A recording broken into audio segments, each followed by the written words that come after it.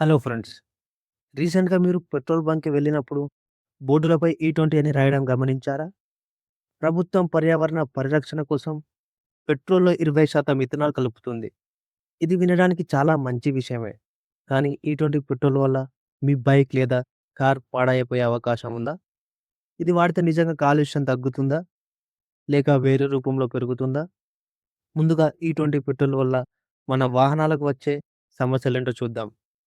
సాధారణంగా పెట్రోల్‌తో పోలిస్తే ఇథనాల్‌లో శక్తి కాస్త తక్కువగా ఉంటుంది. దీనివల్ల మీ బైక్ లేదా కార్ మైలేజ్ ఖచ్చితంగా 3-5% వరకు తగ్గుతుంది. ఇది నేను చెప్పడం లేదు. స్వయంగా కేంద్ర ప్రభుత్వమే చెబుతుంది. 2023 కంటే ముందు తయారైన చాలా బైకులు, కార్లు E20 పెట్రోల్‌కు సపోర్ట్ చేయవు. ఇథనాల్‌కి రబ్బర్ ప్లాస్టిక్ కరిగించే గుణం ఉంటుంది. దీనివల్ల ట్యాంక్ లోపల రబ్బర్ పైపులు, సీల్స్ త్వరగా పాడవుతాయి. ఇథనాల్‌కి గాలిలోని తేమను, నీటిని పీల్చుకునే గుణం ఉంటుంది. మీరు బండిని 2, 3 వారాలు వాడకుండా పక్కన పెడితే ట్యాంక్‌లోని పెట్రోల్, నీరు విడిపోయి లోపల తుప్పు పట్టడం స్టార్ట్ అవుతుంది. బండి స్టార్ట్ అవ్వడం కష్టమవుతుంది. ఇప్పుడు అసలైన పాయింట్‌కి వద్దాం. E20 వాడితే బండి పొగ రాదు, కాలుష్యం తగ్గుతుంది అని చెబుతున్నారు కదా! మరి ఇథనాల్ తయారు చేసే ఫ్యాక్టరీ వల్ల ఎంత కాలుష్యం జరుగుతుందో తెలుసా? ఇథనాల్ ఎక్కువగా చెరకు, మొక్కజొన్న నుండి తయారు చేస్తారు. కేవలం 1 లీటర్ ఇథనాల్ తయారు చేయడానికి ఉపయోగించే నీరు 2000-3000 లీటర్లు కావాలి. దీనివల్ల భూగర్భ జలాలు దారుణంగా పడిపోతాయి.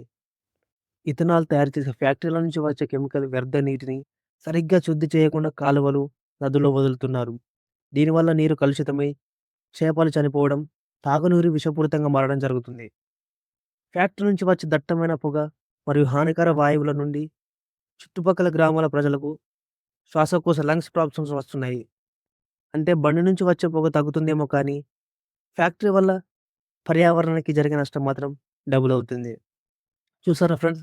E20 పెట్రోల్ వల్ల పర్యావరణానికి మేలు జరుగుతుందని నాణానికి ఒకవైపు ఉంటే, ఇంజిన్ డ్యామేజ్‌ల ఫ్యాక్టరీల కాలుష్యం అనే నష్టాలు మరోవైపు ఉన్నాయి. మీ బండిలో E20 పెట్రోల్ కొట్టించాక మీ మైలేజ్ తేడా గమనించారా? కామెంట్‌లో చెప్పండి. ఈ ఇన్ఫర్మేషన్ మీ ఫ్రెండ్స్ అందరికి షేర్ చేయండి. మరిన్ని ఇంట్రెస్టింగ్ టాపిక్స్ కోసం మన ఛానెల్‌ని సబ్స్క్రైబ్ చేయండి. మర్చిపోకండి. Thank you.